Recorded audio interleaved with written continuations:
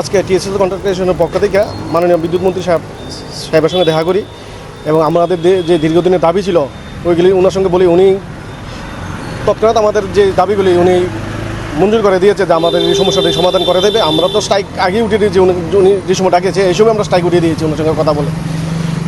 মন্ত্রী সাহেব আমাদের যে দাবিগুলি ধৈর্য সহকারে শুনেছে, উনি আমাদের এই কথাগুলি শুনে ব্যবস্থা নিয়েছে।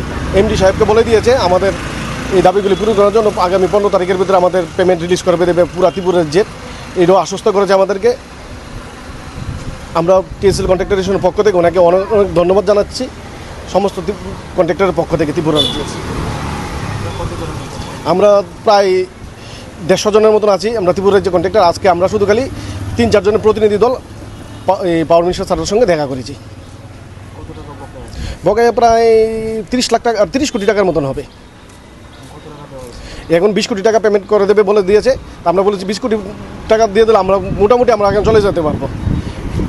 এই কাজটার জন্য আমরা অনেক অনেক ধন্যবাদ জানাচ্ছি। বিদ্যুৎ মন্ত্রীকে আমাদের পক্ষ থেকে খুব ধন্যবাদ। আমাদের কথা শোনার সঙ্গে সঙ্গে 20 কোটি টাকা আমাদেরকে রিলিজ করে দিয়েছে।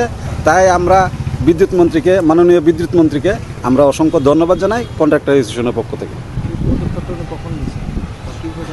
আগে নিয়েছে, কিন্তু আজকে আমাদের ডেকে এই জিনিসটা শিওর করে দিয়েছে।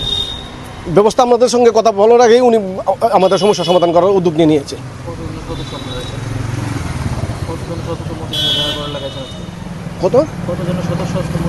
না, আমরা শুধু খালি একটা প্রতিনিধি দল থেকে করেছি, আমরা 5-6 জনের। উনি বলেছে 500 জন আসার জন্য।